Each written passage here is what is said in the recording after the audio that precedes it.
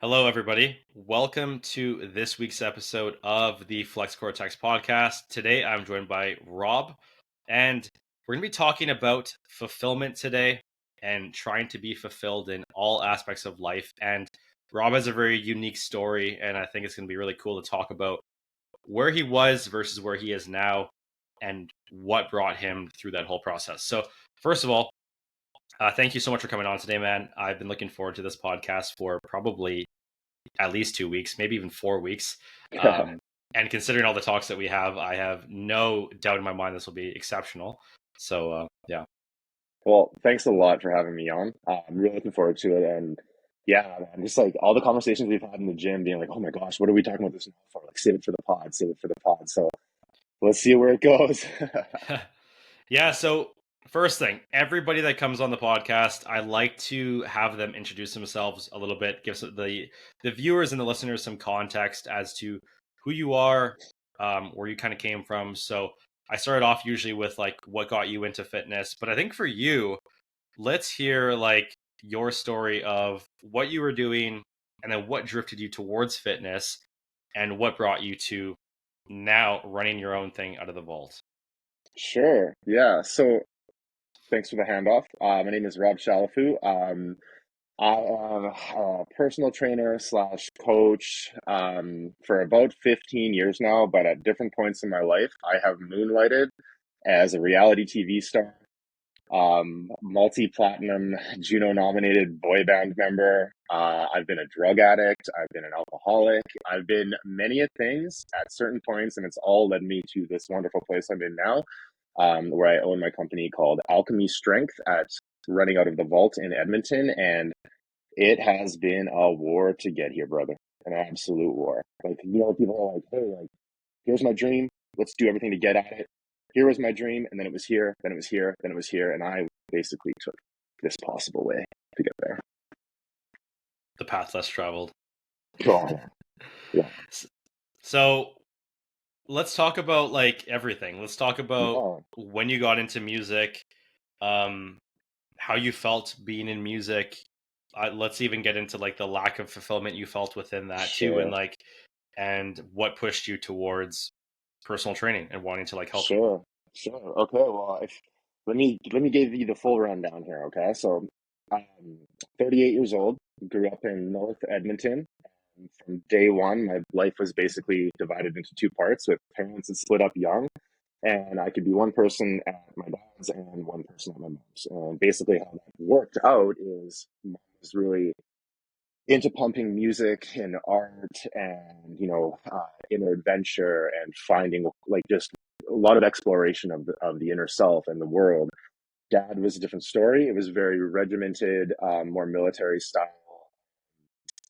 Hockey was my entire existence. I ate for hockey performance. I worked out for hockey performance at a very young age all the time. And like many people we've heard in that situation, I ran from it. It pushed me away. I love athletics. I love hockey. It's truly like it was my first love in this world.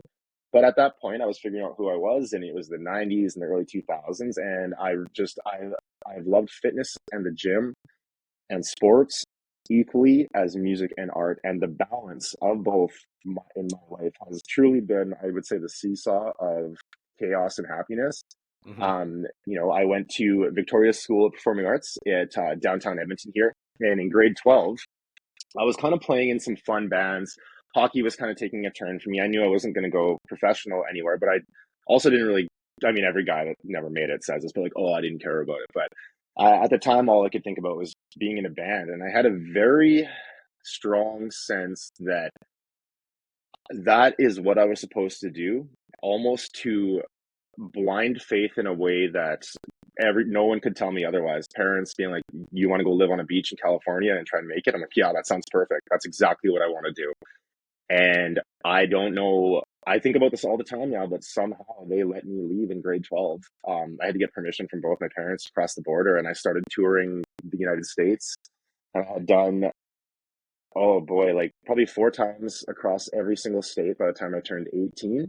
Uh, from then, again, I'm not living healthy all in this. Now, I wasn't drinking alcohol or doing drugs, but I'm eating dollar menu every night. I have like when hockey ended, there's nothing, you couldn't have paid me to touch a weight. No, I'm not going to go put a tracksuit on and run around in a field. That's what off ice training was like back in the 90s and the early 2000s. Just there was no cool like sports stuff like there is now. So I'm down there. We're playing like emo, screamo bands that were big at that time. And me and my friends from Edmonton, we were like, we like pop music too. Let's write some catchy songs and let's really make a career out of this. Cause like we all grew up listening to like metal, like rap, hardcore, punk rock, all like EDM. But we always loved like Mariah Carey or like just hits, man. Just I love the hit. And there was something about the song on the radio that just it felt like it was gonna check a box or fulfill me in a way. And I'm gonna get to that in a point, or I'm gonna make another point on that in a second here. But so we wrote a song in 2006 that we thought was really, or no, yeah, it was during the Oilers Cup run in '06. We wrote this song. It was kind of a joke at the start, and we were like, "Well, that's pretty cool." Like, there's some auto tune in it. There's like, it's got a catchy vibe. There's a little R&B influence, but we're still these like punk rock tattooed kids. And long story short, that was the MySpace days, and Gene Simmons from Kiss, through the turns of the wheels of fortune and fate, found me on there and flew us to Toronto. We did a reality show, and before I knew it, I had the number 1, 2, and 3 song in Canada in 2009 and 2010.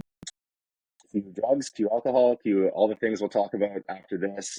Got washed out, got chewed up, spit out over and over again by California, by the American music industry. Had some success in Canada. Hit rock bottom, hit a new rock bottom one day. Picked up. I can't remember what it was. I think I was reading like something about sports or like checking in on the Oilers from a hotel room in I think Florida or Miami. And I was just sick of after partying. I was sick of being hungover, and I was trying to remember what made me feel good. And I was like, well, I always felt really good after hockey practice, even though I didn't like it. So the thought of like, oh, like stressing your system for an endorphin release afterwards. And instead of the party, I went to the hotel gym, and I think I like hopped on a treadmill in bare feet for 20 minutes, probably threw up everywhere from it. But that feeling afterwards was better than any drink or drug I've ever had in my life. And I've truly, with, a very zigzaggy course, never looked back. And that was in, 2012.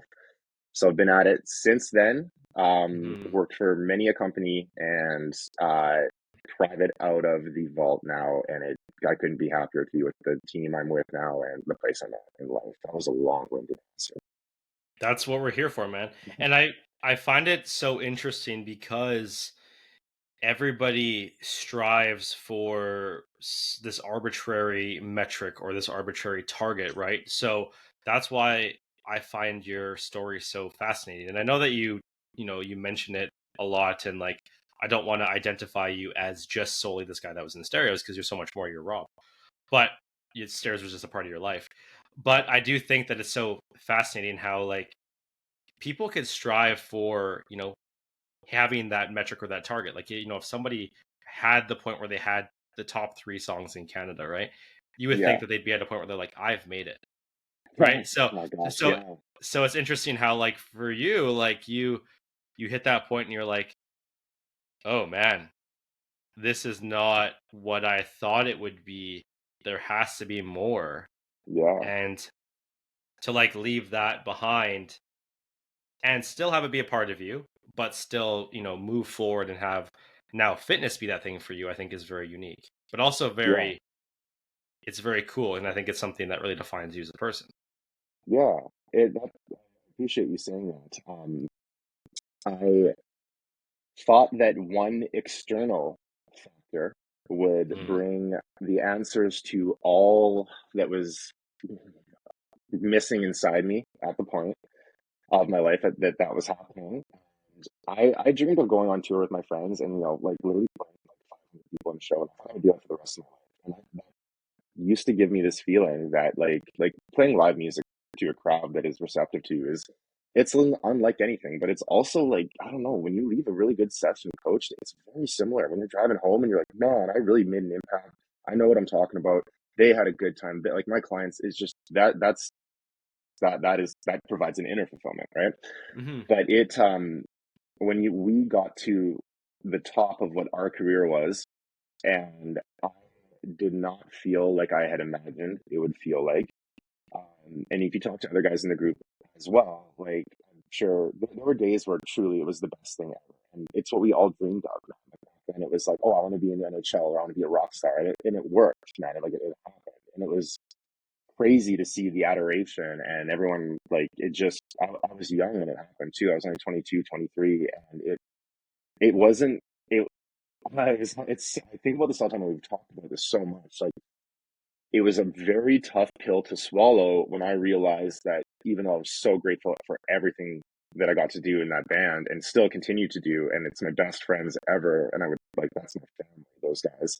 Um, when it wasn't answering the questions that I thought it would answer for me, I felt lost, and I truthfully didn't know what to do next, and it led to drugs and alcohol, and it took a long time. I'm 5 years sober now, but it took a long time to get Yeah. Yeah, and I think it ties into dopamine versus serotonin, right? Like I think a lot of people, not just yourself, but even like people in general, we are striving for that next dopamine hit or that dopamine rush. And yeah, that's all extrinsic things, right? It's like things that yeah, we've accomplished, things that we do. Whereas we need to be, and this is something that I've even realized it for myself too, just as time has gone on, is we should be striving for more things that are intrinsic, right? How it makes us yes, feel as a person, things that really resonate with our identity, our morals, and our values, and who we are as people. Where it's hard though because we're kind of in a society where it's normalized and it's almost talked yeah, about more frequently than not that to be successful, I'm air quoting this for people that are yeah, listening, you need to be achieving said thing or yes, achieving said multiple things. But really when it comes down to it, is it's fulfillment is such an internal thing. And yeah, I just mentioned this story on the last podcast I did with Cody, but I'm going to mention it again because it ties into this perfectly. When I was traveling, I was actually in Puerto Rico for like 2 weeks, and we were just doing like the whole hostel thing, and it was a lot of fun. But I met this one guy, and he really stands out because this is super interesting. When we were there, we stayed with this one guy, and he was working at the hostel. And for those people that don't know why you'd want to work at a hostel, they include your stay and your food for free. If you're choosing to work and help out, you hmm stay there for no cost. They're giving you your meals. They even give you a little bit of like a living allowance to sustain your life there while you're working in that hostel. And you're also helping out the hostel too. So I remember I found this guy so cool. And I remember we talked with him because I was like, who is this guy, right? yeah. And he lived out of a backpack. So, Oh, okay. and I was curious because I'm like, well, what's your life like? Like, I want to hear what brought you to this hostel, right? And he used to work in a big office job. He had like a bachelor's of in business and everything. And he told me that he had a nice car, he had a nice house, he had a good cushy job where he was making good money, and he had you know women, he had whatever, he had a lot of things that people would look at and see. Well, you must be so happy, Totally, right? totally. But Yeah, then when I talked to him, he said that he felt very empty. So he sold everything. Sold his car, sold his house, sold most things that he didn't know and didn't need, and he kept things that he thought were essential: a laptop, a charger, a phone. He had like this a portable charger, obviously, and he had like a yeah. week's worth of clothes. And he lived out of a tent on the beach. So to most people, they would look at that and be like, that's poverty. Oh man, sounds But awesome. for him, that was abundance. So Yeah, it's so interesting how like, but it's again, if you yeah, if you look at it from like externally, you would see that and you're like, yeah, this guy's homeless. But like, it's a lifestyle that he chose, and he's arguably having more fulfillment from that than he was from a position where it was secure, it was stable. He was able to work up the ladder and be in a financially cushy position. But yeah. again, like to ties into today's topic, the fulfillment and the purpose just wasn't there. It's interesting hearing that story, and I think we all have a story like that. Us that have been lucky enough to just run into people that I would argue now at this point in my life have been put in our life for a reason. What does that or who does that? I can't answer for you.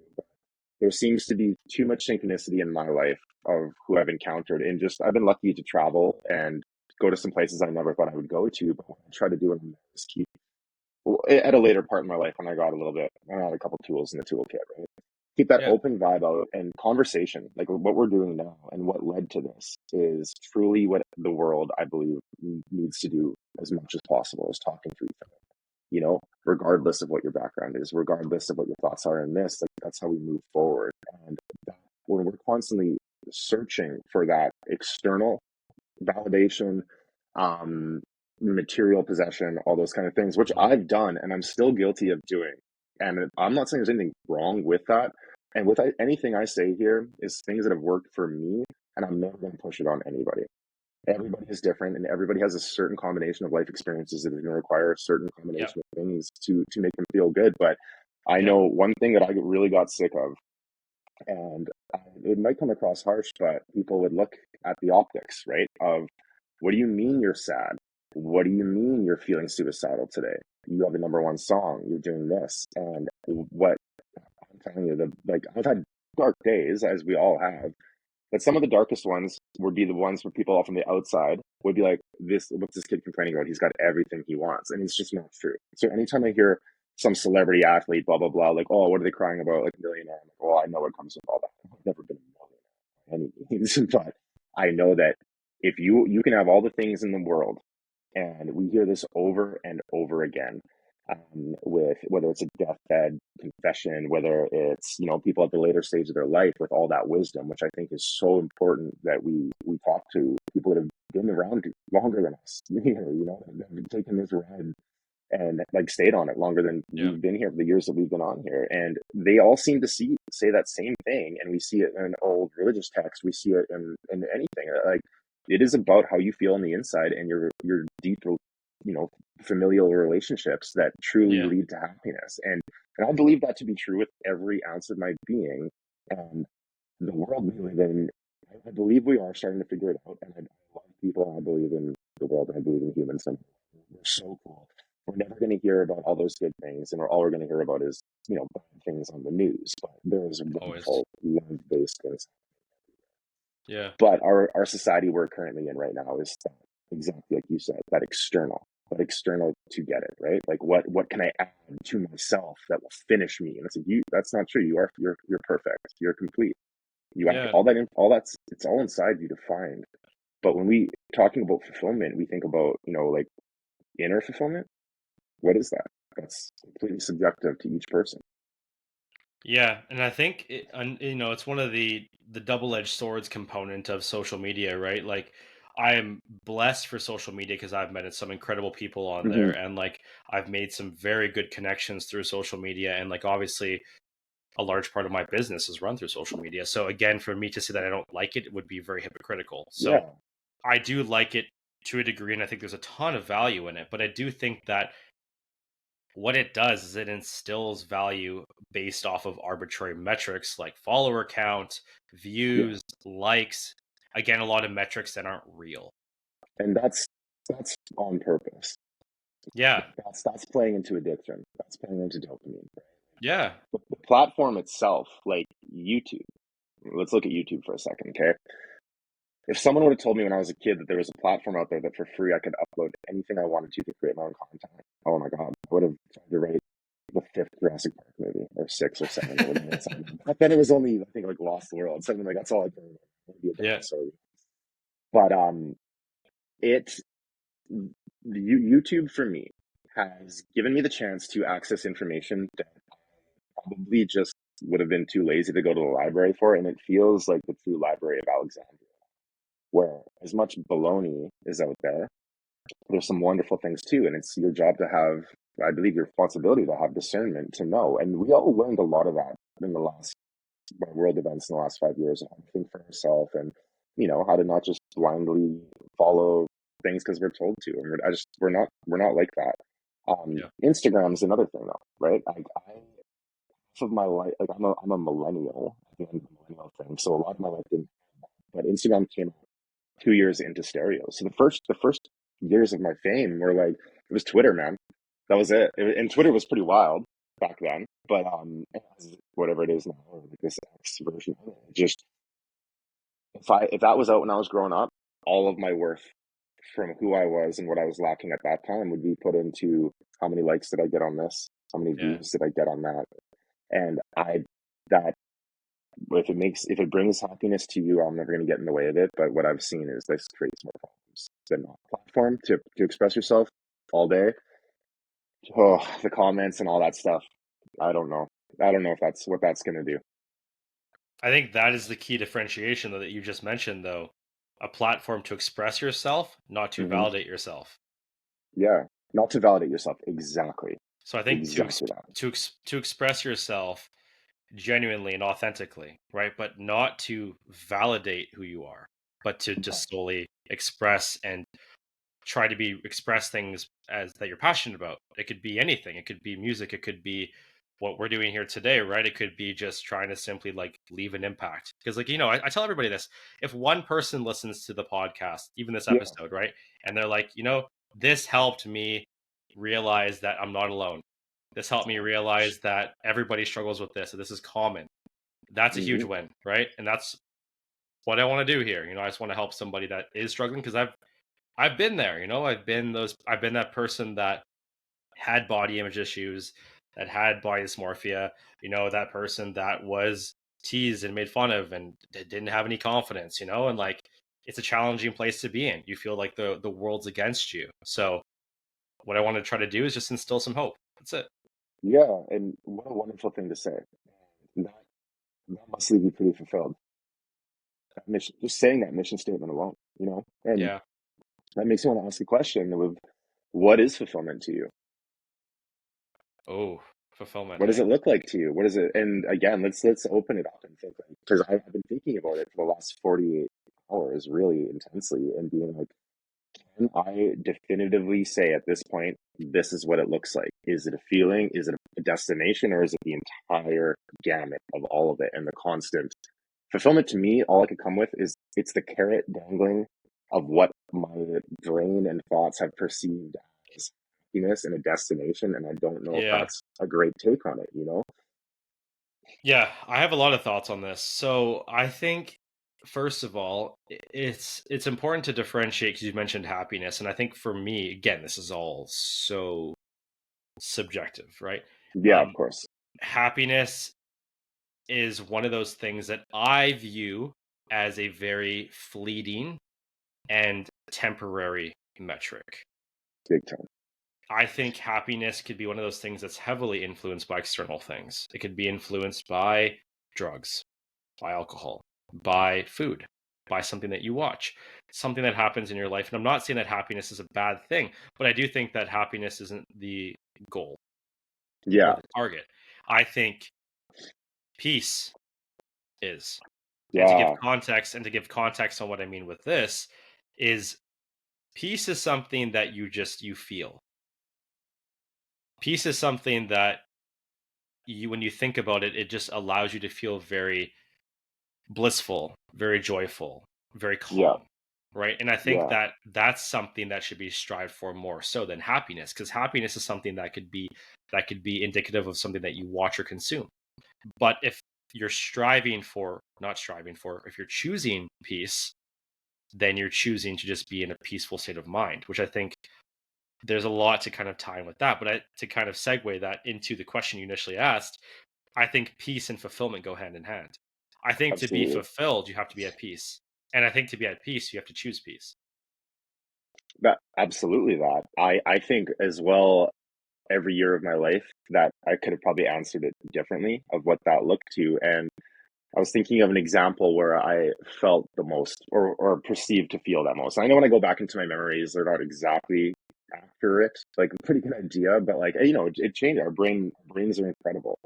Um, and a thought came to mind of I've never been a napper, but I've taken these naps sometimes out of nowhere, and I either will wake up into absolute disarray and panic and mental health, and oh my gosh, like what have I done? I'm so lazy, and that inner conflict. But I've also had a handful of times where it has been serene, and an example of that is my first tour was in 2003, and then the first real contract we signed with Universal Records was in it on the TV show. It looked like we signed on the spot in May, but that's just not what happened. We're not that silly. Like, we were silly guys, but we weren't that silly. Like, we did it with a lawyer in February, but you know how reality TV is.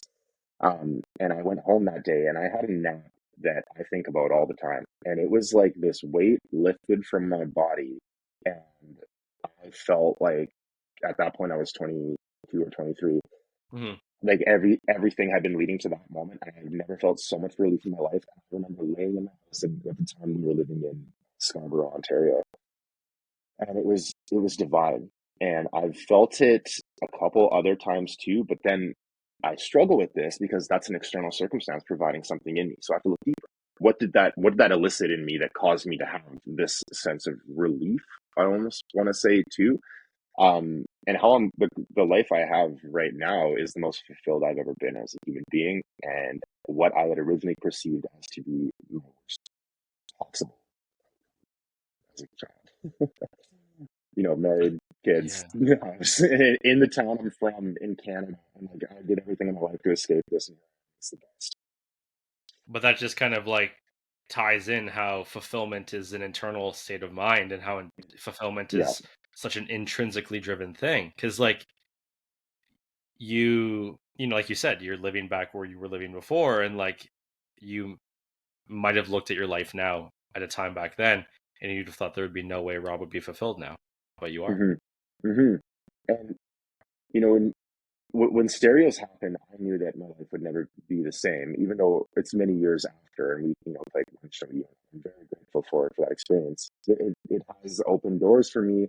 It's put me a bit in like a typecast character. It also, like, I've been in the fitness industry for longer in a more personal way, but a lot of coaches I've had this conversation with, and it's interesting because it's always like, oh, what was that like? And I almost, when I was younger and with younger coaches, they were looking at me like, oh, that must have been so great over there. And I'm like, no, what we're doing right now, this is awesome. I'm looking at you this way. I'm looking at you as like, you have an established business, Bryce, that like I strive to get to that level, and it is so subjective what we see that what external factor could elicit that feeling in us to strive to get more. But it's it's so different person to person that you can almost be like, you could almost, I love it. You asked me in the back room the other day, and I very few times in my life have nothing to say, but I felt like, oh my God, like, I think I'm so internally fulfilled in all these things.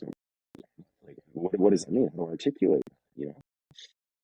Yeah, and there was a moment like the latter part of last year when I was figuring out for myself if I was truly happy. And at that Yeah. point in time, the question that I asked myself was, if I was stripped of my personal training certificate tomorrow, what would be left?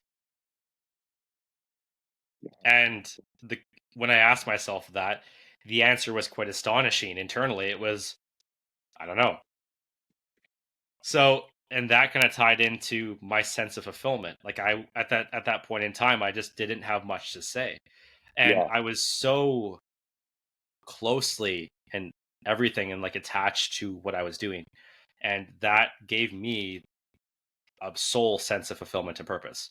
But within acknowledging that, addressing that, I've been able to give myself fulfillment in other ways. hmm And they're way more intrinsically driven just towards a feeling and towards how something makes me feel and not just being something that I'm doing. Because something that you're doing, I think, is great. And I think it's great that it gives you fulfillment. But I hmm think that that can't be it. Well, let's look deeper into maybe a situation of that where, let's say I have, 3, 5 clients in a day, and I feel I've done the correct amount of preparation. I'm, really have broken down some walls. We're getting progress. I'm feeling good. I'm feeling independent. The reason that that's important to me is a lot of my success was built with 4 of my best friends, and again, it took all of us to do it. It was great. But it leaves you with that sense of, well, what can I do on my own? Like, what can I actually get done on my own? And you think about it all the time when you're in that dynamic. And when I leave, a good day of training for my company, and I know I've positively impacted people, there is a sense of what I would absolutely call fulfillment. But what is that actually? Right? Like, what happened inside me? But I know for a fact it's a service to others that elicits. Why does that feel better than anything? Why does giving a gift to someone feel better than receiving a gift? Why does you just why do when we see, like, I follow this one Instagram account that just brings me positive news about, like, progress we've made in human rights, progress we've made in, just as a loving people, like that gives us all this feeling of compassion and kindness that feels better than anything. So it seems to be, and this is it's silly we're talking about it because it should be obvious, like service to others and kindness and compassion and love creates a sense of fulfillment in me. And those aren't external factors doing it. That's me acting internally in the outside world and creating it there. And I swear I just figured that out on the spot as we're chatting here. But um, I've tried so hard. I've lived my life selfish. I've lived my life probably, people could argue, a narcissist at some points too. I have no problem admitting these things. It's about what I want to do to better. There's just, as a people and as a community, and like helping each other and just doing good things for each other from a place of love that we have to do from ourselves first, seems to be what this feeling comes from, of fulfillment, because it's not a destination for me anymore. It's ongoing every day. Am I being the best man I can be? Am I being the Yeah. best coach I can be? Am I being the best friend, partner, stepdad, father, like everything, man? And I think it comes down to whether you're more of like a nurturing person or if you aren't, because I think when I look at most coaches that are successful, whatever that means to them, but whenever I see coaches that are fulfilled in what they're doing and they enjoy their job, they enjoy going to work, a lot of them have nurturing traits.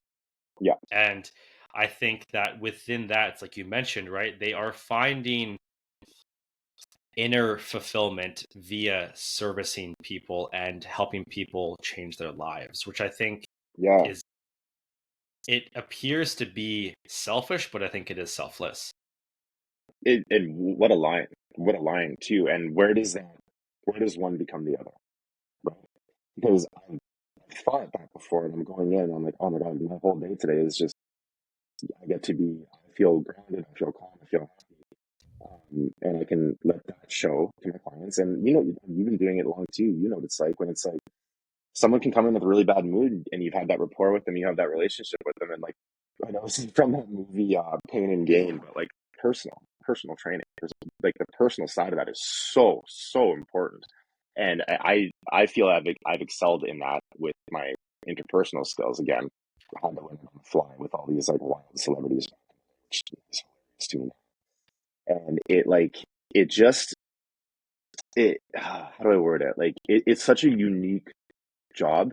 And 15 years ago when I got into it, it was still pretty new, right? And it's still Mhm. new, but my gosh, has it changed even in just Oh talking yeah. to you guys.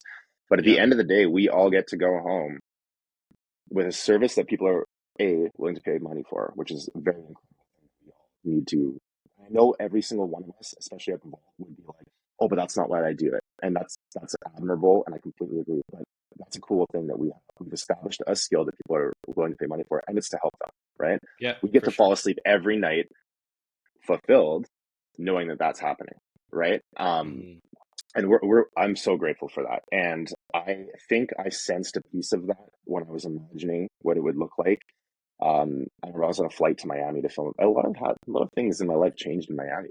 So, and I filmed a video there. We were on a flight in '09 to film a video there. I started thinking, like, I think it was from a place of maybe lack, scarcity, and meant, where I was like, okay, what am I going to do when this ends? Which instead of being in the moment, I was planning this essentially. But I had a very unique experience. I don't want to take too time. I can bring it up afterward, but I Oh, did. fire. Yeah. Yeah, sure. So in stereos, we had been in 2010. We started January of 2010. We left on a tour to the Midwest United States. Went across to meet up in Vancouver or Penticton, somewhere in BC, to start a bigger tour. And we were really big in Canada.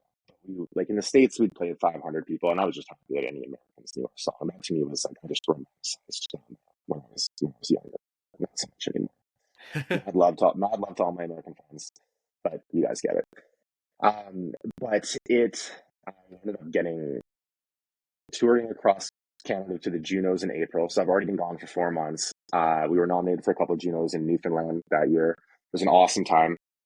And when we were out there, that volcano in Iceland went off, and Newfoundland's sitting like you're closer. There's a spot there where you're closer to Dublin than you are to Thunder Bay, Ontario, you're in Canada.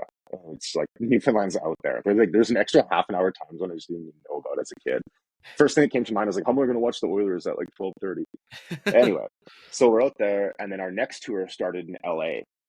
And again, I was very excited to get going down there, and I wanted to take a week off. So I took a week off to go down and just kind of chill in LA, and then the guys were going to meet us. And in that time, I ended up getting married to someone from LA in Las Vegas. Like, I just on the bucket list, man. You know, you got to get married in Vegas once, right?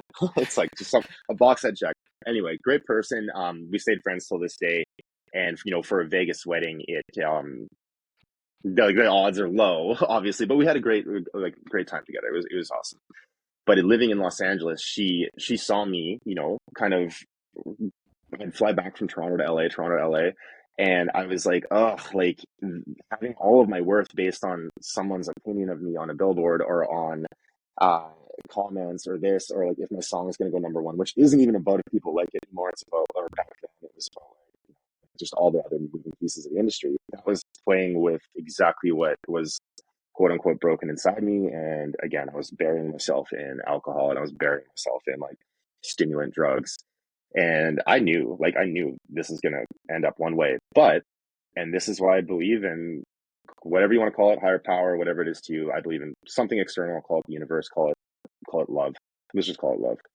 Her friend she knew someone from her past that had been drafted to like the Montreal Expos for baseball, and also was in a band that I really looked up to, and he owned a gym now. And I was like, what? That's like exactly like that's who I am. Like I'm split down the middle with both these things. So I went and checked out this gym called Rise Above Fitness in Huntington Beach, California. And I'll always credit this, and I kind of got a chance to mentor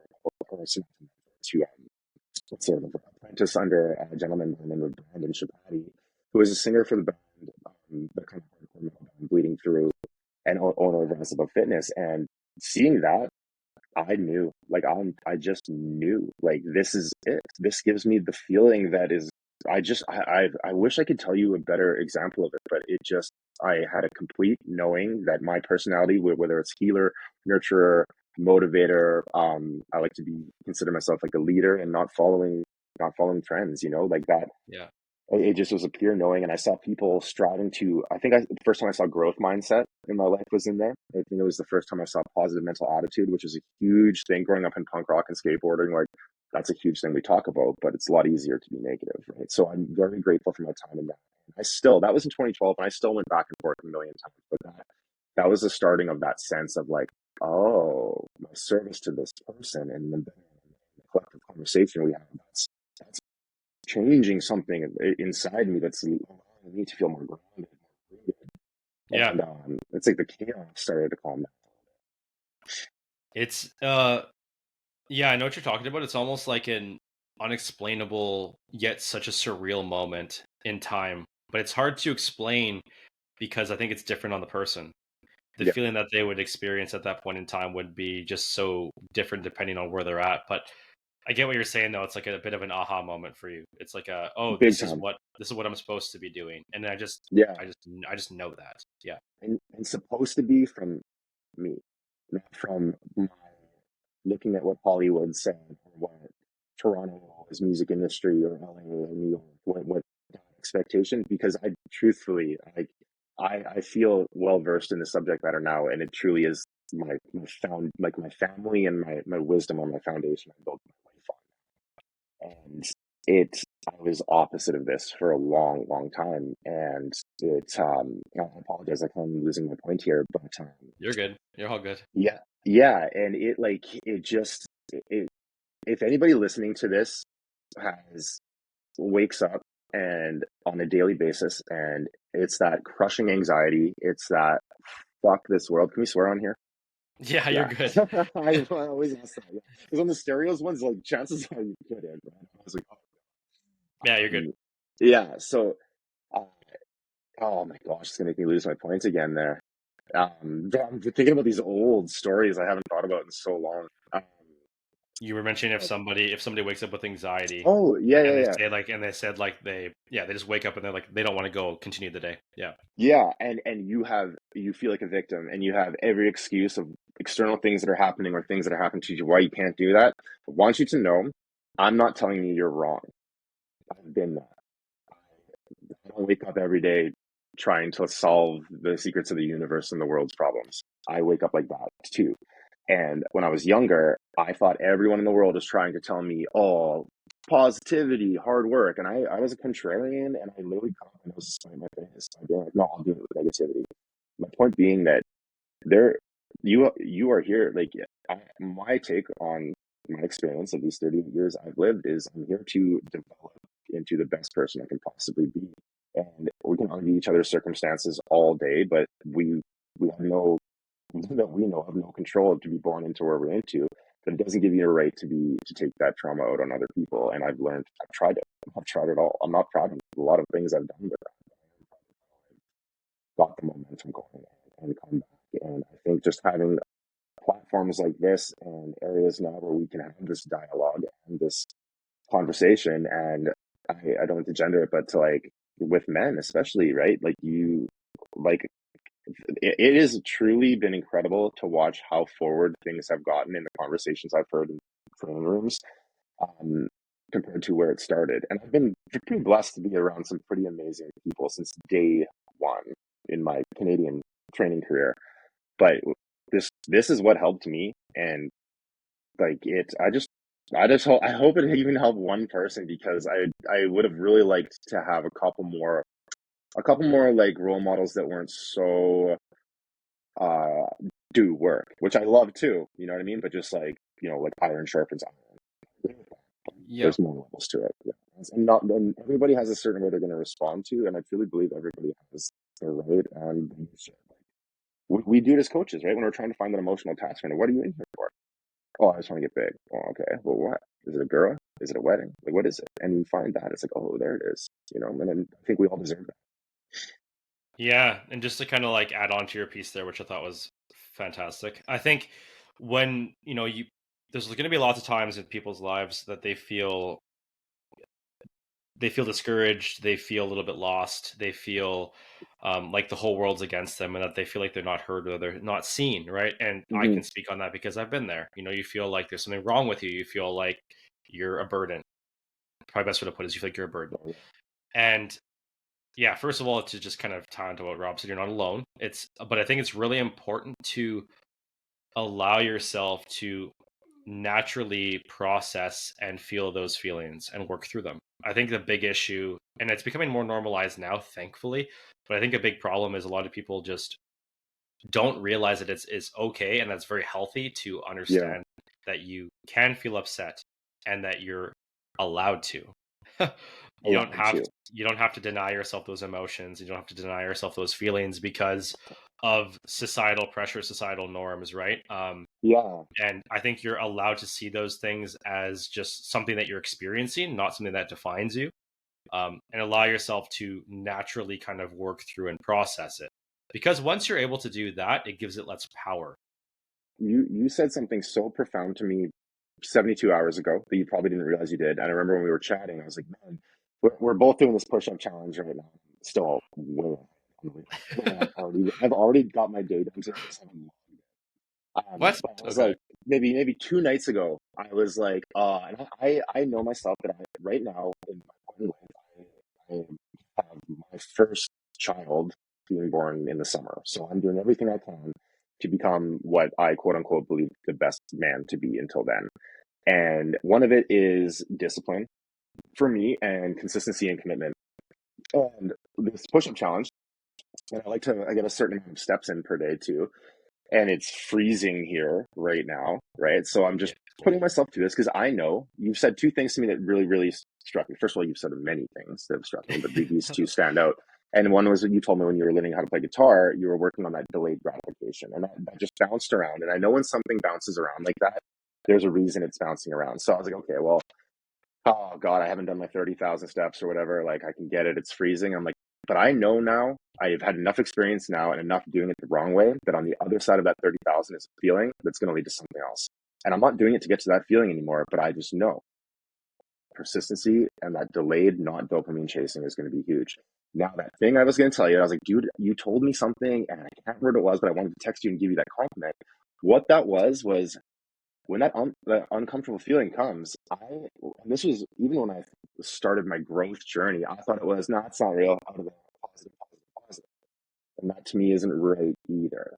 You can't just feel that one thing all the time, right? But you told me, why don't you have a beer with that feeling? Sit down, have a Mm, coffee with that mm, feeling. And man, I have used that 3 times because I believe myself to be in the phase of application of this wisdom now. And it just that will be one that stays with me for my eternity now. And I can't thank you enough for that. But man, did that sitting when you feel like I have financial blocks towards, or sorry, I have a mental block somewhere in how I used to view finances. And anytime I felt like like I got a big payment from a client or I had some bills to pay, I would feel this rise of cortisol. And I think the majority of us probably feel that with our relationship to money. oh yeah. But what I'm trying to do in these last, couple of days here since you said that, as I sit, I'm like, oh, okay, well, this feeling isn't going to kill me, or it would have already many times over and over. But I sit here, I literally saw like a Cheers, man, like a Cheers with a beer and this like anthropomorphic character I created for this feeling, and holy shit, it just like depressurizes it. It's crazy. It's like that pressure inside just went, and an understanding. So when it came up again, I'm like, oh, let's go for another beer, bro. Like we have a good time. This is my Yeah. friend. And oh man, that alone will keep me coming back day after day, no matter what I've gone through. And talking to people that have been through what people might perceive as even more traumatic events, that seems to be the thing. It's like, this too shall pass, like, and I didn't know that when I was a kid. Yeah. I'm not going to blame anybody for my upbringing, but like everything that Yeah. happened, I thought happened to me, and I thought it wasn't my fault, and I blamed everybody else but myself. And I knew I was a lover on the inside. I knew I loved people, and I just couldn't do it. I just felt caged in Yeah. this like thing. And Yeah. I assume the majority of people that will be watching and listen to us talk are going to be from fitness community and coaches too, or have worked with coaches. And I think that's probably a very common thing with all of us, is what leads our massive strength to be like lovers and help people and to be like leaders in the fitness community also comes at a cost. And Yeah. it comes at the cost of being open to hurt like that, right?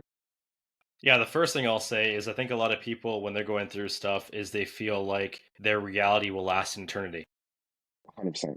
And it's just because like time slows down when you're going through stuff, right? It's almost like time freezes and the feelings that you're feeling are amplified. And it's almost this feeling that it feels as if it won't pass, but it will pass. The second thing I wanted to say off that is the thing with the beer. I didn't come up with that.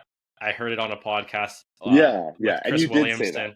Yes, Yeah, so full disclosure. Yeah, I heard it on a podcast. Chris Williamson was speaking with somebody on there, and he said that whenever he's going through stuff, he always says that, I wish I could have a beer with that old version of myself and yeah, like tell myself that it's gonna be okay.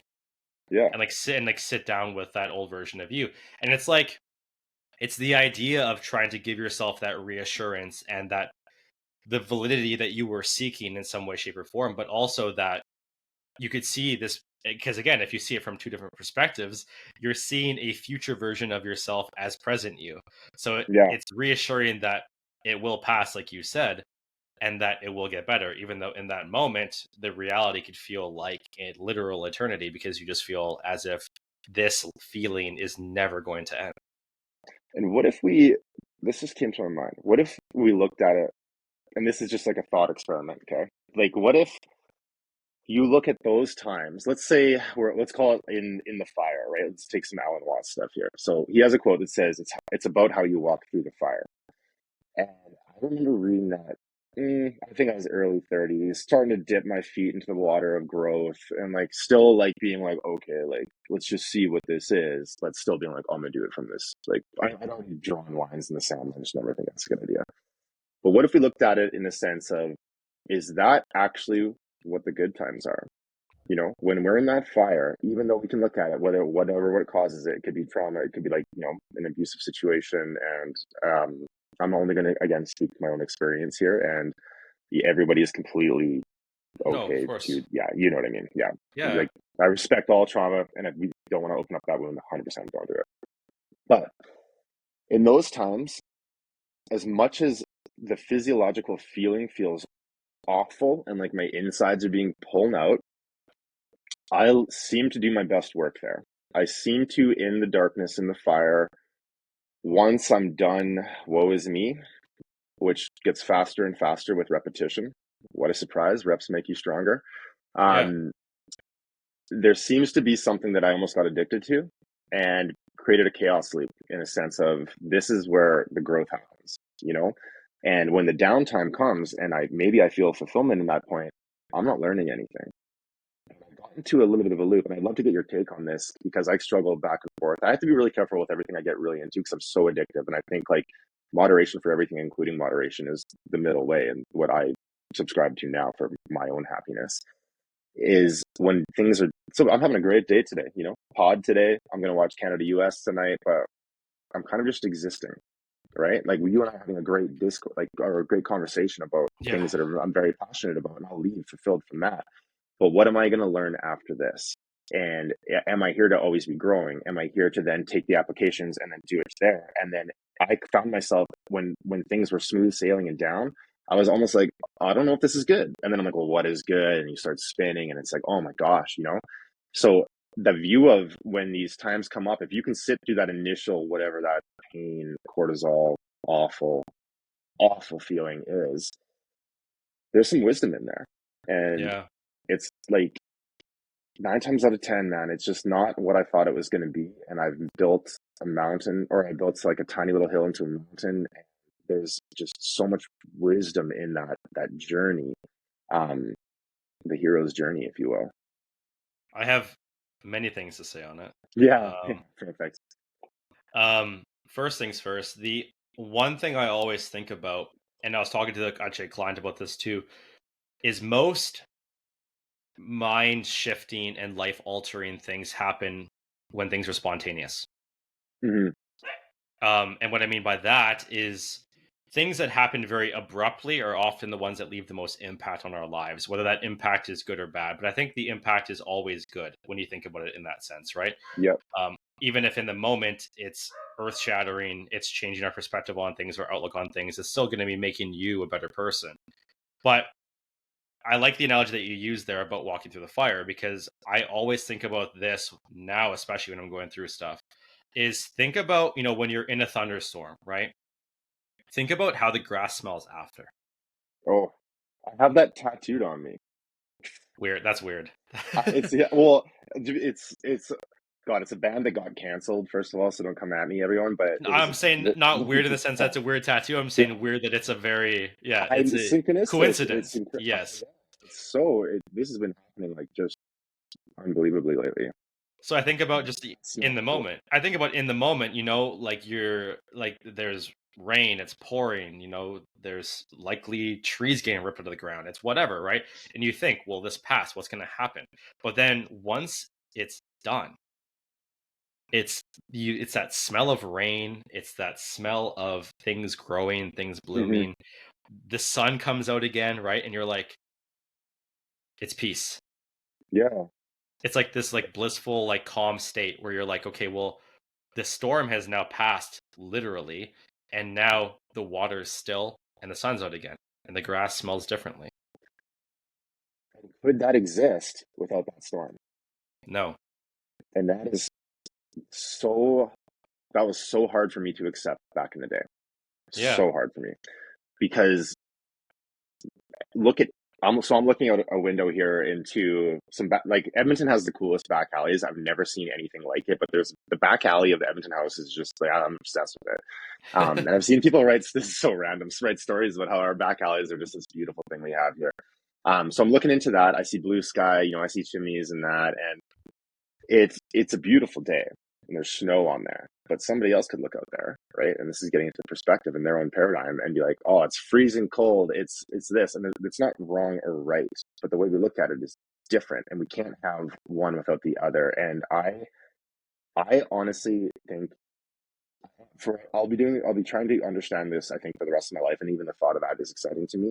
But you can't have the sweet without the sour, and that's such a basic, like, vanilla kind of line, but it's so true in the sense of duality and like the way the poles work, right? It's like, when does a day become good to me? At what point have I decided it's a good day, or is it a day, or is it a bad day? And it's like all of this is self-defined. So if I'm self-defining it, I can define it however I want it to be, right? Yeah. Again, though, everything that we're shown in society, and I made a couple notes here, so if you see me glancing off to the side, I'm just getting kind of caught up to my point. Oh, good. Yeah, is our society shows it, like, okay, going back to fulfillment here, what would you say, or let's say four things that the current, if we are only getting our information from TV, entertainment, pop culture, all that, like, that define fulfillment? So money for sure, like Yeah. wealth would be one. I would Status. argue that, yeah, your social status, 100%. Probably like aesthetic body, Yeah. aesthetic based health. Would you say that Or you image and could, status yeah. are the same? Uh, maybe not actually, because I know some people that are pretty high status that, well, I don't know them, but we know of some people, they're high status in this world that probably don't love their aesthetic. Yeah, so maybe I would say images in there because, like, And yeah, I would say just how somebody because I think status is, well, I guess it's just different. They're both so subjective, but I feel like status and image kind of go hand in hand because it's all based off of how somebody perceives you. Yes. yeah. So let's look at those four external things then, okay? So we said wealth, right? Yeah. So wealth is gonna, money is tough, man, because like it's like you loved it, you chased it, or you thought people with money are evil, and it's money, man. It's money. Money can give you freedom. I hate to say it, but it truly is. In the system that we're in right now, money can give you a life of freedom if you can't create that without on your own, which is, I could argue, both sides till the sun comes up. But what's Agreed. that sense there? That's a sense of safety, right? That's the real. So let's take Mm, wealth and change that to safety. That makes sense. Look at everything around us, okay? Like, look at trees, look at, like, oh, I don't have any cats in here right now, but there's four cats outside this door that are trying to get in right now. Like, that's all the safety that these organisms are going to look for, right? So then let's look at the just the aesthetic status. side of, The yeah, and the status. Yeah. status. So okay, if we look in the animal kingdom, yeah, there's like groups of animals that do things a certain way, but what are we trying to do with that as humans? We're trying to feel accepted, I think. And does that then go back to love, right? And is Mm, that then filling a void of, if we didn't feel loved enough as, in those developmental years as a kid, or things we saw? So we can trace that back to another intrinsic feeling of love. So we have safety, we have love, which seems like basic human necessities on the inside. And you could probably do that. Recognition is a note I had written down too, and that's one that I chased over. I argue that I still probably do this to my own demise sometimes too. yeah. Is this recognition? And in my 20s, that's what I was known for. I was recognized as a guitar player of a successful whole. Everything was built off that. So when that left, just like you mentioned with your certificate, if that was the thing, like what, like I had to live it. Like what am I now? And I watch it with my other friends that are like my friends that are in the band with me. We've all struggled with this. Like, what's our identity post boy band that was done by the time I was 26? It's like one Yeah. quarter of my life. Um, I think recognition isn't that ties a fun into. experiment? I think recognition, before we move on to the next two, because I even know Yeah, another of two. course. I think Yeah. recognition ties into status. Yes, I think recognition would Yep. tie into how somebody is perceiving you. But I think you mentioned it earlier, and explained it exceptionally well. Where I think it ties into love. I think it ties Hmm. into how little you love yourself. and how you are seeking that recognition because you're unable Hmm. to recognize your own strengths and skills in yourself. Yeah, which it's interesting, and I don't think anybody is truly out there as like, oh, maybe I won't go down that route. Like the way I view people, if I'm feeling friction with someone and I can take a second to find awareness and realize, okay, I'm having a very egoic reaction right now, and the ego could be, it's a weapon. There's a reason we have it. You know what I mean? It's not like something where, like, you hear ego death and all those kind of things. I'm like, yeah, sure. In a world of hallucinogenics, like achieving ego death, sure, there's benefits to that. But I think we put too much stock in like death of the ego, kill the ego, kill the ego. It's like, no, the can be weaponized in a good way. You know, like not, it's kind of a bad word for it, but you can use it. It's like incorporating like in a Carl Jung sense, the shadow, right? Yeah, for sure. Um, I view it like this: we are either look at a sandbox. So as kids are so interesting, man. They're like, they don't have any like perception. The world is magical to them. Like magic happens to that these when you're born. You're just like, oh my god, the clouds.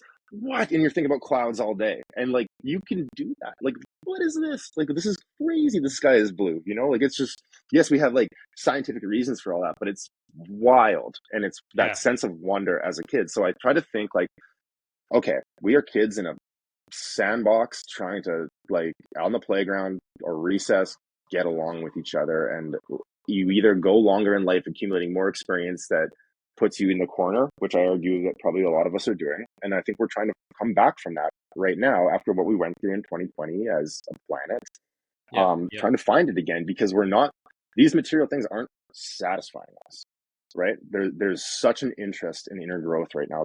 And there always has been. And a lot of the books we read now is regurgitated information put with a 2025 spin on it from, you know, the turn of the century or way beyond that.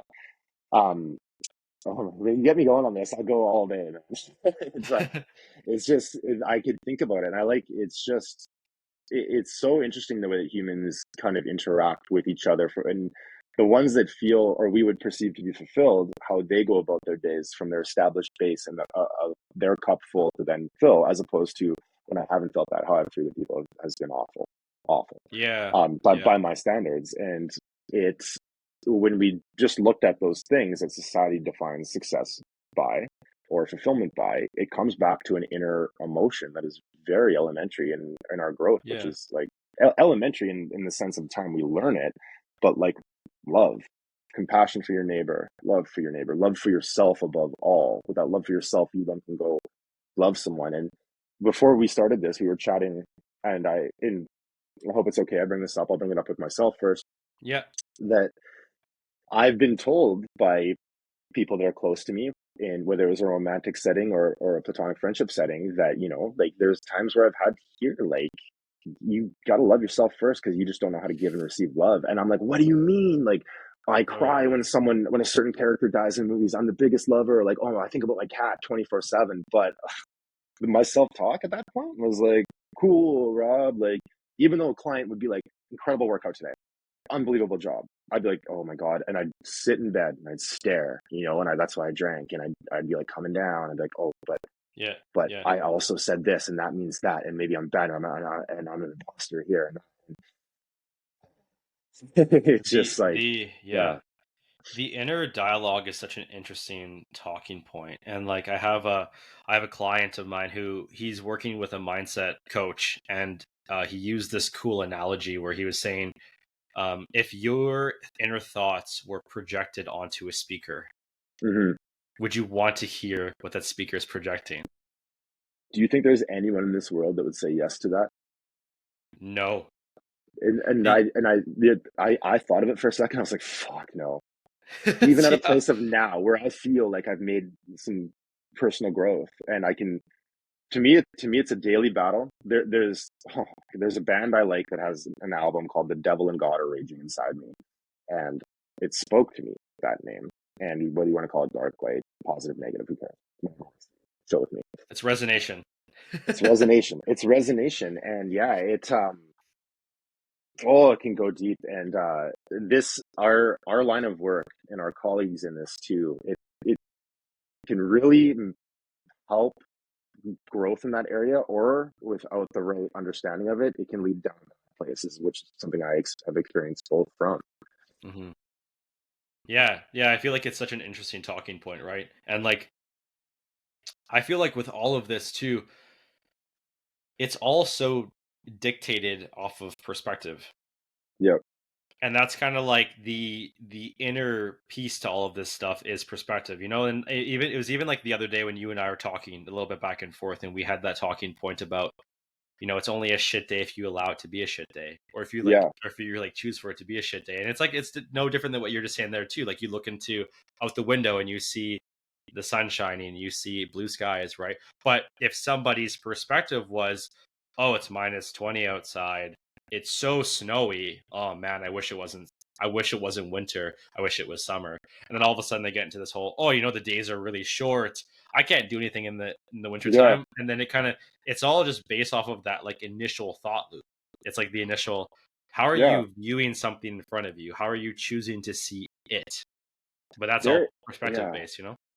Yeah, and that, like, there seems to be, and like, for anybody listening, maybe we can give some tips here, like, for what's worked for us. Like, there seems to be, when I first wake up in the morning, about uh 3 minutes, and I'm getting about this from, again, the reading as I've done, and it's my favorite subject to read about. Is, I've been trying to create the greatest possible optimal morning routine based off what people have done in the field already. Like Andrew Huberman kind of started it off with that. And I felt, and again, whatever your thoughts are on that guy, I respect it. I respect it. Hmm. For me, at one point he was a skateboarder, and that resonated with me. Right? So it worked for me. So in trying to develop that, there's this 3 minute window where I can choose. And I've noticed after repetition and repetition, when I wake up, it's calm. There's Hmm. a almost, I don't even know my name there. And I think they call it the hypnagogic state. And I can then, and most of us I think do, it's like interpersonality. Okay. Oh shit, I got to pay this bill. Oh, 6 clients today. Ooh, that program is not done. Right. And now I'm starting my day from the hypnagogic state. And we know now, like, this isn't pseudoscience now, that subconscious is our subconsciouses, which pretty much are like the driving factor of our decision making processes, Yeah, like, yeah, is most malleable at that time, and like yeah, kind of that same state of like hypnosis and power of suggestion and all that, right? yeah, for So sure. if I'm looking at that, and I've had enough examples of this, I've started a loop. Then my partner wakes up, I'm already in a negative loop, and I'm seeing negativity everywhere. And I don't want to do that, but it's happening, and I've allowed it to happen. Then I'm driving, and it just seems to be this cascading amount of things. All I'm noticing now, based off that initial start to my day, was I got cut off. Oh my God, why didn't I go for a left turn? Or like I see someone on strike, and I'm like either for the strike, against the strike. I mean, hard to imagine not being for the strike and some seeing me. Or little things like that. And then it leads into not good sessions or not good conversations. And at any point, I believe you can turn it around. Now let's flip that Yeah, coin. In that moment, we've shared our routines. Now what I'll try to do is like, oh yeah, those are things. That's not who I am.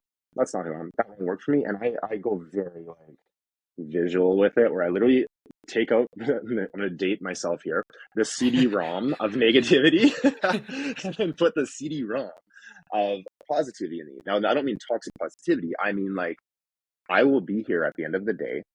It's not going to kill me. And how do I want to be here? Well, yes, I want to be here fulfilled. And what does that yeah, look like? Well, I know I have an idea that it'll be, and this could be something as basic as when I complete my steps after a good day at work.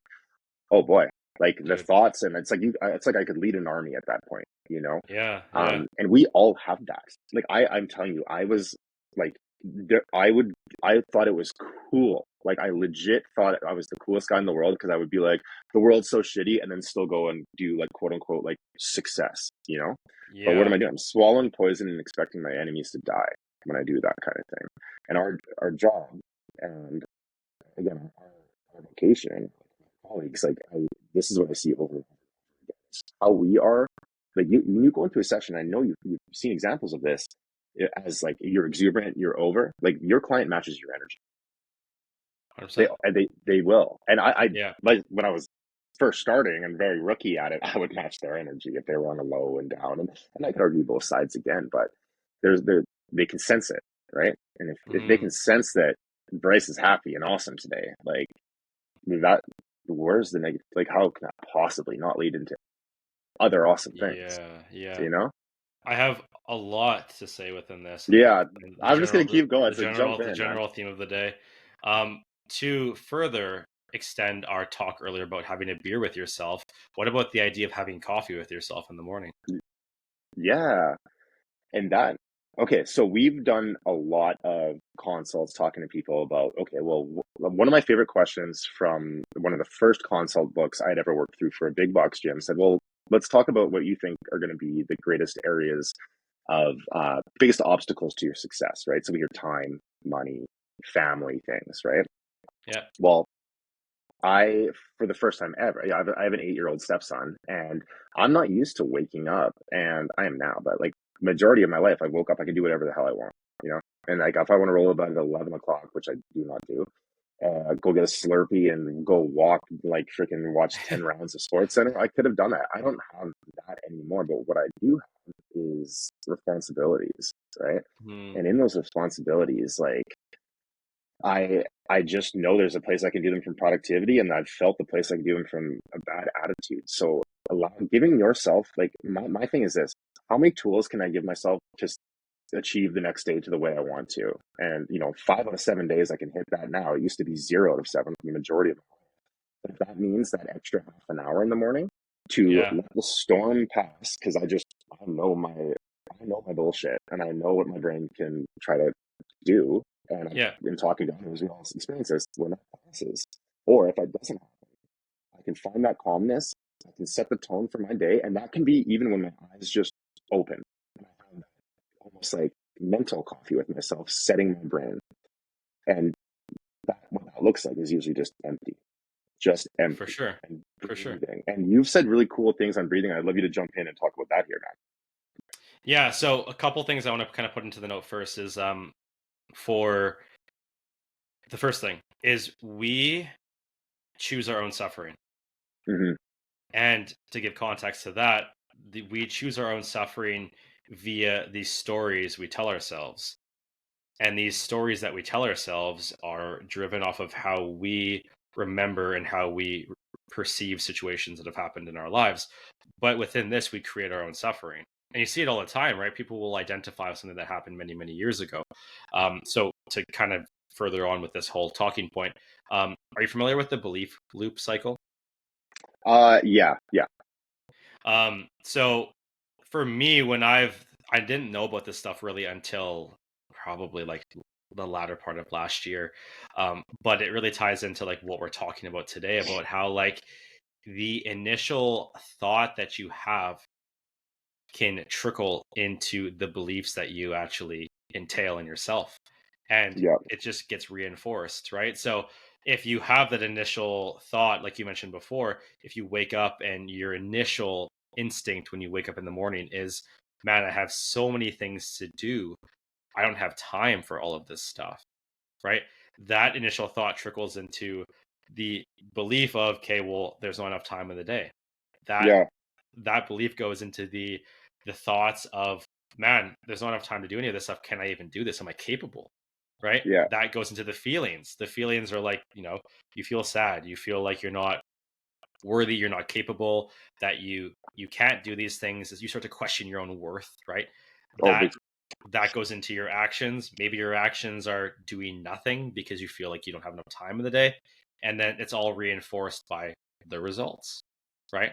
You then do Yeah, nothing, and then you realize, okay, well, nothing happened, so it's just proof that I can't do it.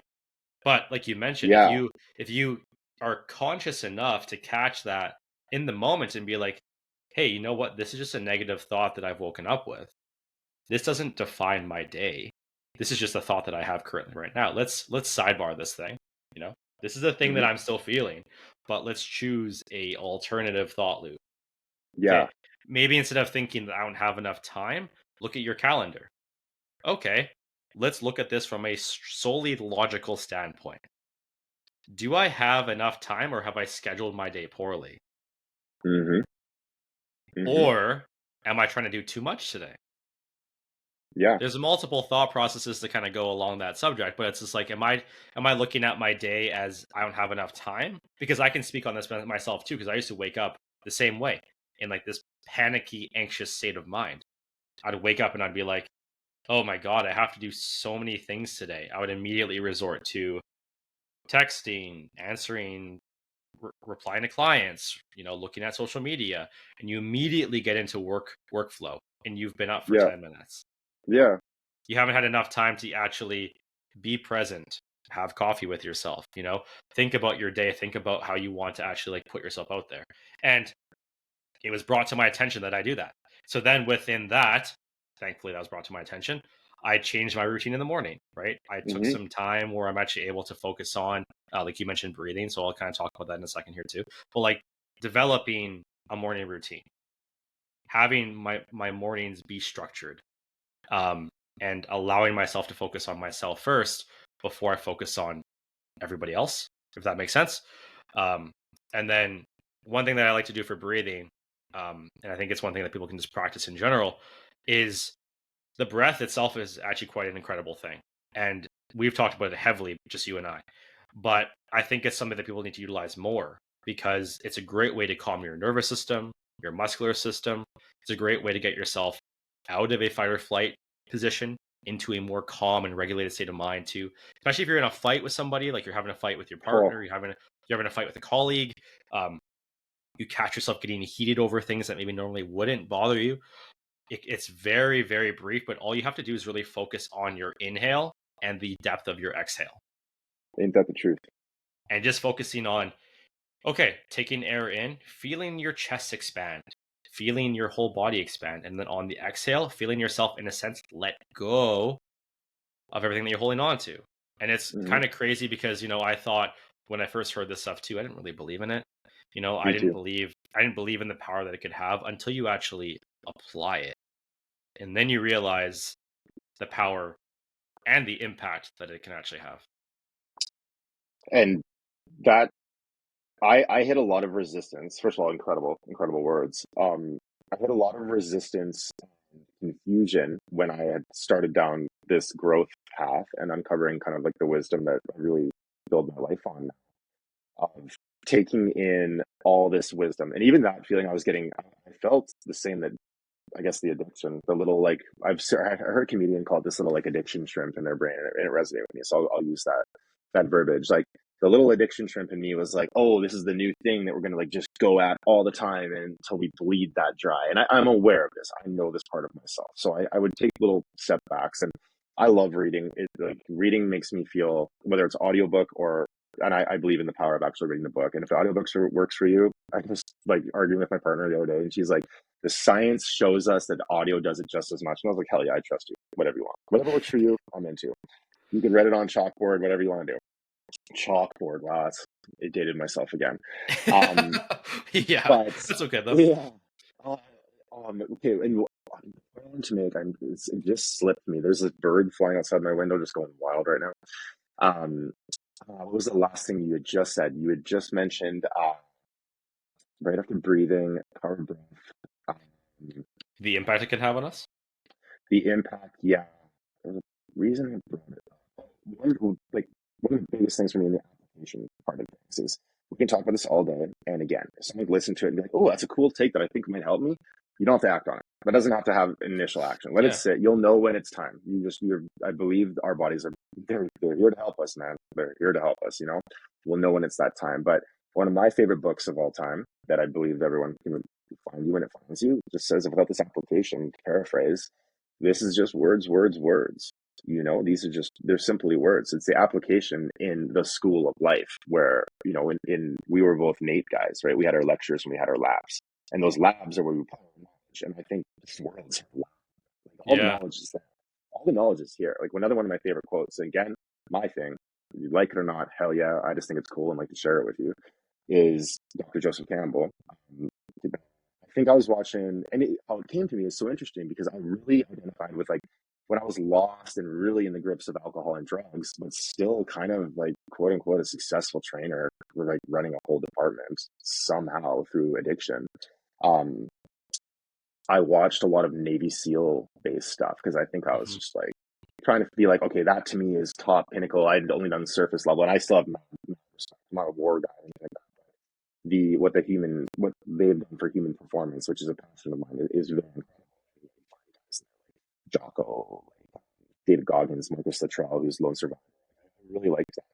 In that movie, 13 Hours about Benghazi, like reviews aside, just strictly for entertainment. Um, one of the soldiers is reading a book, and it was Joseph Campbell before I knew about Joseph Campbell, Dr. Joseph Campbell, and it says, all of the gods, heavens, devils, and so I think the artist in me was like, oh, what a cool thing to say, and I just made it my phone back before I even thought about it. And it resonated with me, but it led me to what then I uncovered with his stories, where I have a book in front of me. It's called the Hero with a Thousand Faces, where we learn about the hero's journey and stuff. And like the information is all in here. Every single human out there, we all have that information out there. It's what's going to be the catalyst that brings it out, right? And Hmm. then how do you apply it? We're so lucky to have the jobs we have because we are constantly in growth. We're constantly trying to get better. We get to meet people from like all ages, life experiences. So our wisdom just continues to grow and grow and grow. And we have a daily way to apply it. But it's that application that is the most important part. Because you can sit and take knowledge, and we all need that phase. And you feel comfortable in it, right? You're safe, you're at home, you're in a library, you're on YouTube, you're taking it in and you're building up. And then where I got stuck was quote unquote negative loops and self-fulfilling prophecies, and old patterns kept showing up. I'm like, but I have this knowledge. Why is it happening now? I'm like, well, I haven't applied anything yet. I haven't done anything Yeah, yet. yeah. And that's like a great analogy that I want to kind of touch upon a little bit too, is like, and even in the training realm, like we talk about like the personal training realm, there is the idea that I talk about a lot with like other colleagues too, but like, theory is nothing without application. Hmm. Because you could have an understanding of these concepts, you could understand what these things are trying to demonstrate or talk about, but without application, it's kind of moot. Yeah, So yeah, it is the idea of, like, again, like you're mentioning, like application is so important because as much as this information that we have in our minds is helpful, if we're not able to find a way to apply it into our daily lives, it's hard to talk about, and it's hard to kind of conceptualize and understand. yeah. And places like this where we can chat about it is where the real progress is made too. Right? Yeah. There's so many great podcasts out there and great channels that and you find the one that speaks to you, and if that's the conduit to the information, that's great. Whether and it's funny, like as I've started to learn certain things in this world and then apply them as my thirst for knowledge and understanding everything, which I never will have a full understanding because I don't think you can. I heard a thing like it's like the finger tip trying to touch itself. It just can't be done, right? But no matter what, every day is exciting to me now, no matter what's going on, because I have the opportunity and I've seen it in practice to not control, not do better, but choose. Like what's inside of me seems to be what's outside of me really seems to be a reflection of what's inside of me. Yeah. And Yep.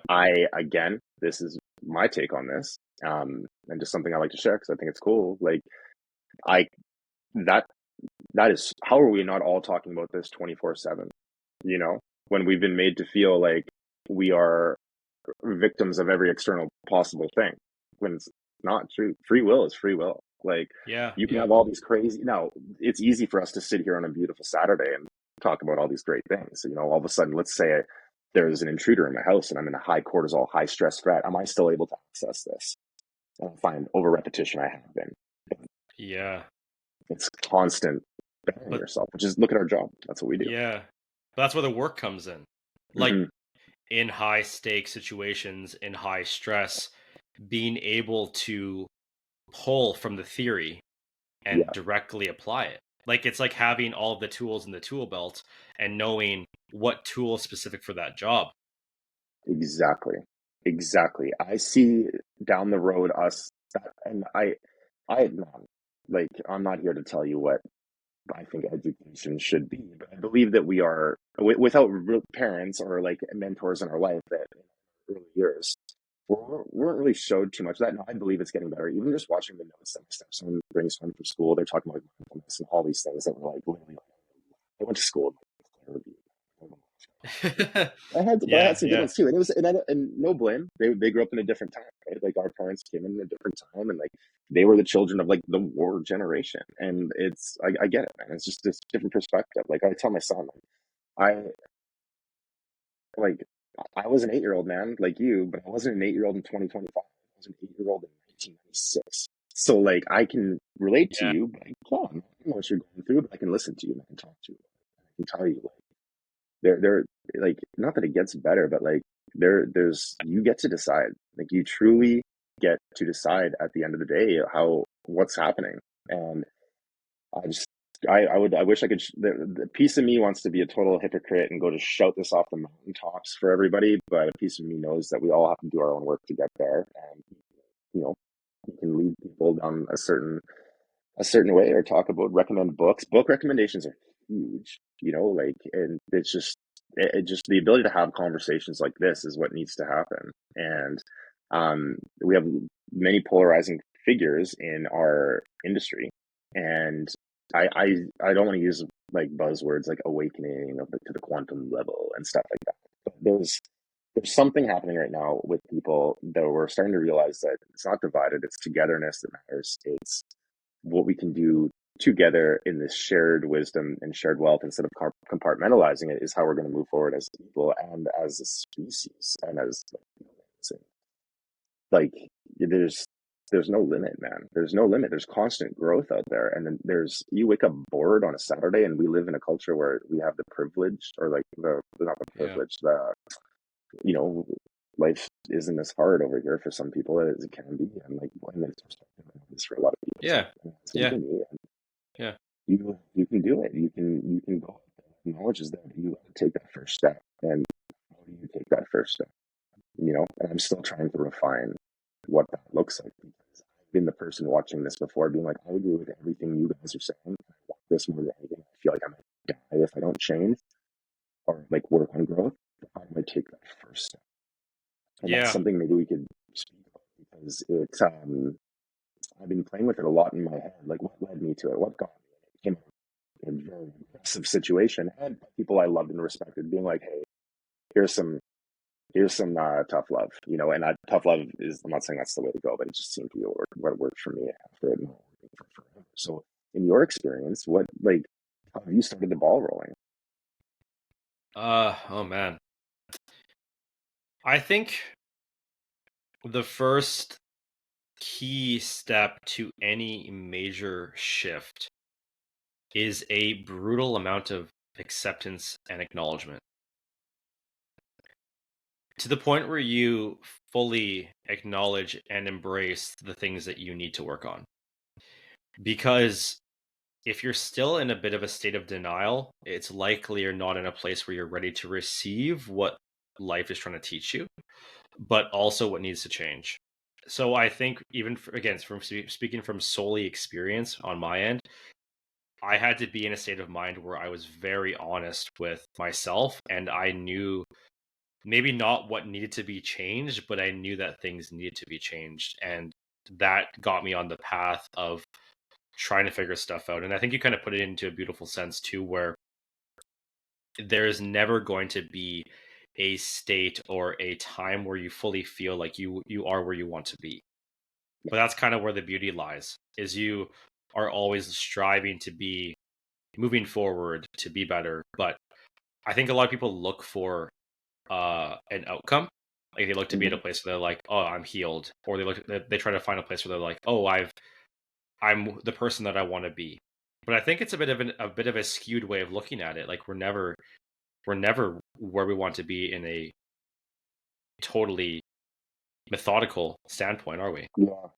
Well, and where and I'm was I again I had pictured, for some reason it was award shows, that when I would go like grab a hockey stick and pretend it was a guitar in my room, which I legit did every day until I was like from like 10 to like 17.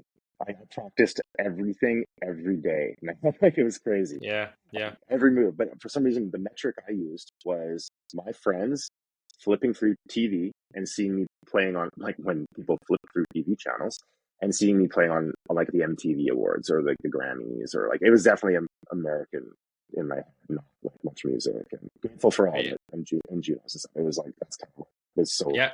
pushed down my throat, right? I got it. I did exactly that, and I was drunk the entire time. And if that's what you do, I have zero judgment on any in this, man. I know this beast of addiction. And it wasn't what I thought it would be. So anytime we set that goal and we get married to that emotional outcome, you're setting yourself up for failure, because it's just not that. You can use it as a tool, right? Use it as a tool to take those steps. And that's what fulfillment is to me, to tie it in again, is it's not a destination. And people say it about success. It is that constant every day. Can I win the Yeah. morning? Oh, I won the morning. So I feel fulfilled from that. I do. I have this sense of, and it's this grounding love for others that just, whoa, that just like explodes out of me when I do that. Well, what can I do to get that again? What can I do to get it again? Oh, I'm not going to have it every day, but I know I'm not supposed to have that every day. I Yeah. know I've sat and I'll be learning about myself and other people in the world until the day I die. But what can I take? What can I pass along? What's my job? What am I doing here? And it's like, another book, like Non Search for Meaning. Obviously, it really gets into a lot of great things about that too. And it just just reading these things, or having us talk about them and being survived hearing about it, it's like, oh my God, I'm not. Wake up and I actually can not like have all these things crush me. It's like, oh my God, I can tackle these things. And I've Yeah. met people that it's just not a thing for, and they are just so good in that world, and there's no emotional reaction to it, and they just, oh my God, my family is falling apart, but I still have the absolute presence of mind to get this done, get that done, get that done. I've always been, I hate to use this word, but I was envious of it every time I came across it. And I'm like, what's missing, or what have I blocked in me that doesn't have that? But any decision you can make that leads to just the tiniest bits of self-esteem, literally, if you have nothing, I've made it. Like, I've had days where the only goal I've had in the world that seemed impossible was to simply wash my face, brush my teeth. Yeah. It's, that Yeah. is like, that is a win. It's a win. To me, it's not a win to me anymore, because I've been there or farther along the path of where I want to be. But that doesn't mean I couldn't relapse and be right back there again. But momentum. I say this in my content, and I say it over and over again, that momentum and that building is so, so important. Yeah. The momentum compounds, right? And Hmm. um, I think this ties in nicely. I kept this thing from the somatic breathing thing that I did. I'll show you a picture for people that are like watching. It says, "I trust the journey and embrace uncertainty." Hmm. So there we go. That's awesome, man. And I kept it because, to me, right, like, I've always been so outcome focused. And I've been so focused on the trajectory of where I want to be, right? I've visualized where I want to be in a certain amount of time, and I have to think about, like, are these things in alignment with where I want to be? And thinking about like this far-fetched outcome, which is great. I think it's important to have a goal and a idea of like a North Star that kind of guides you where you want to go. Yeah, I But agree. I think the beauty does truly lie in the journey. And that's what I'm trying to realize now. That's something that I'm really grasping now as I'm kind of working through my own journey and process too, is, no pun intended, the journey is where the beauty lies. It's where you're learning more about Absolutely. yourself. It's where you're Yeah, experiencing hardship, like we mentioned earlier in this podcast. You're having those thunderstorms, but you're having the beautiful smell of the rain, the sun shining after. And without the shitty times in life, the times where you feel like life is not going the way you want it to go, and you wonder if it's going to be like that forever. Without that, the successes and the highlights wouldn't be as special as they are if we were, absolutely.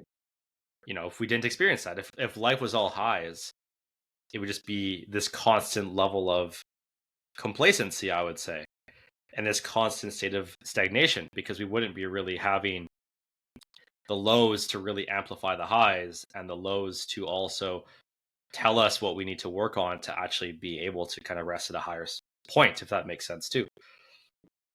And lows and highs. And this just popped into my brain. My I viewed my low to be an absolute outcome of my high. And I was like, what? What? Like this is the goal. Like I achieved the goal. Why is the high Yeah. producing the low? And I that turned a mental pretzel on me, and it put me in a dark place for a long time. Yeah. I was a trainer at that time. I had wonderful people around me. Like I have no problem admitting it. The crew I had with me um, in Edmonton for World Health at Gateway was like those still profound human beings to me. And it was it's like just like I know like I was led to be at the vault, the group of people we have there now.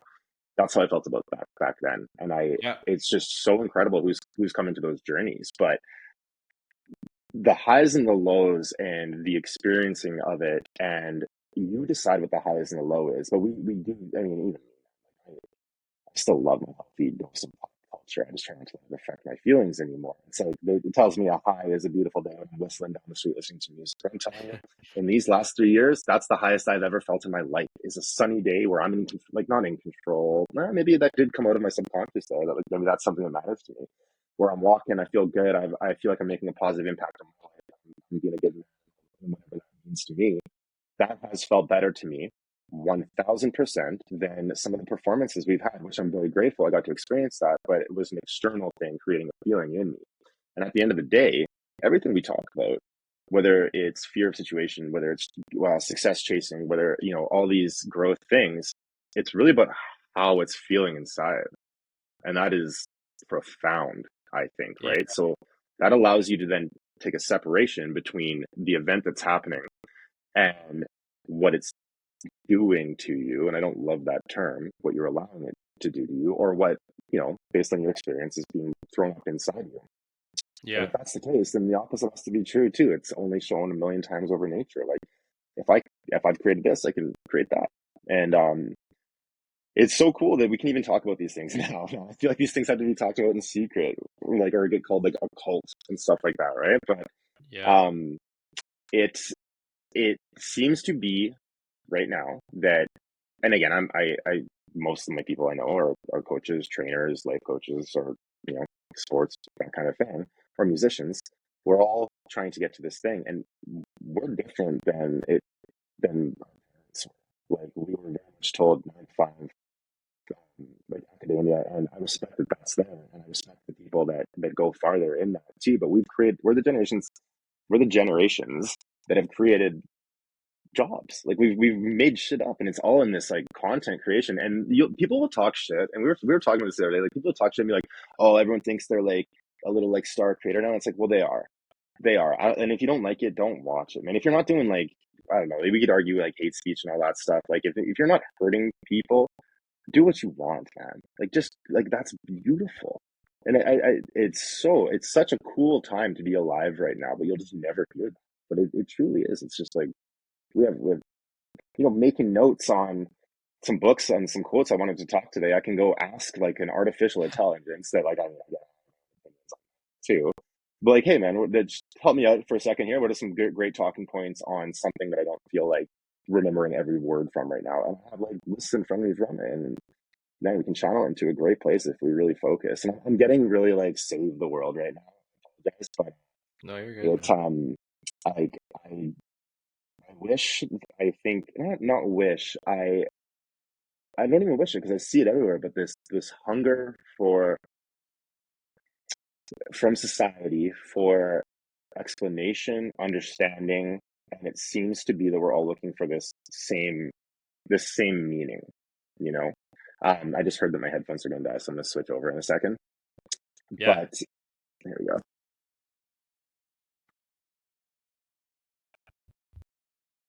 You hear me? Yes. Does it sound worse now? It sounds decent still. Okay. Yeah, I'm gonna put these in the charger in case I get them back. Sorry about that. All good, man. No problem. We are still rolling. For people that are wondering what happened, Rob's AirPods died, and we Rob's are, AirPods, yeah. yeah, we My are AirPods still. are my life. Like my AirPods, like that. I spent like a good part of last year walking around Southern California listening to like audiobooks in my ears. Like I believe in the power of silence over everything too, and I mean like inner silence as well as audio. Yeah, But when my headphones go, oh, it's game over for me, man. they've been around the world. Yeah, Yeah, no, I think that would be a good place to wrap it up. To be honest with you, I sure. think we talked about a ton of stuff, and I had no question that we would have a lot of great talking points today. And um, yeah, first of all, thank you so much, man. This has been a lot of fun, and it's really Yeah, hey, just talk man, about all this stuff. I feel like we got to like 5% of the things I imagined us talking about. So like I'll anytime. Like I can't tell you enough how grateful I am for it. And if I can just make a quick recommendation on a couple books, that Yeah, would be of awesome. Yeah. course, I of was course. gonna Yeah, yeah, book recommendation led me to a place of where I am today, and I always want to pay that forward.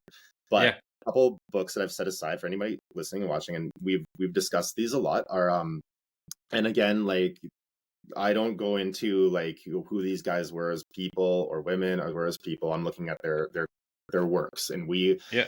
as a group we can all discern and take pieces from and not support. So let's go from there. Okay, so we've probably heard this a lot, but Marcus Aurelius's Meditations. That's where I got the Win the Morning, Win the Day. This was a great one.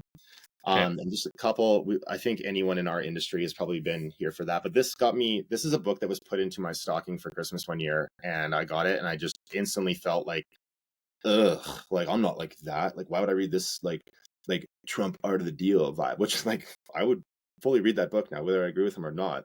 Everybody can teach you something, or you'll learn something from it. But Think and Grow Rich. And Napoleon Hill's, I hmm don't have it with me, but Outwitting the Devil, that's a big deal too. And the last one I'm gonna leave everyone with here is, if everybody, in my opinion, and in just my opinion, I love you no matter what, The Prophet by Khalil Gibran, this is the most beautiful thing I think I've ever put into my system in the world.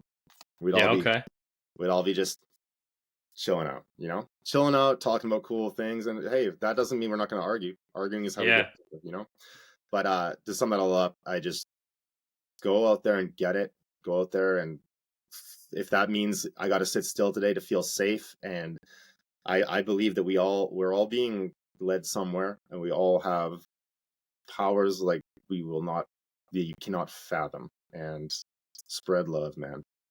yeah. No, and I think like it's nice to wrap it up with those. So I appreciate the recommendations, and I think even if people don't want to read, man, there's audiobooks. There's so many Yeah, ways to soak up this information too, and yeah, so like everything. you can definitely just find alternative ways, even if you aren't big into reading. But again, I used to not like reading either, but then I changed the thought process and the narrative around it, and I now like reading. So maybe this Yeah. is your sign to try picking up the right book, and maybe it'll change your thoughts on it. Hell But for those people that want to follow you, see your content, see what you're up to, how can they go about doing so, and where can they follow you? Sure. So as of right now, the brand is called Alchemy Strength. Relatively new. I ran under Robb Chalifoux Strength and Conditioning for a long time. However, I'm working on something right now that I haven't quite fully defined. So under the name Alchemy Strength is what my business is, but just through Instagram right now, at Robb Chalifoux Fitness, which is RobbChalifaux Fitness Cool. on there. So what is coming up though is I am trying to develop something, and we've chatted a little bit about it. We're gonna just have a cool place, like whether it's a book study, whether it's a couple notes on that, whether it's experience based, but like like how do we help each other with little like experience based things that aren't like this is the way it works, this is what's gonna work for you, but like hey, this came into my paradigm, I felt this from it, maybe it'll help you.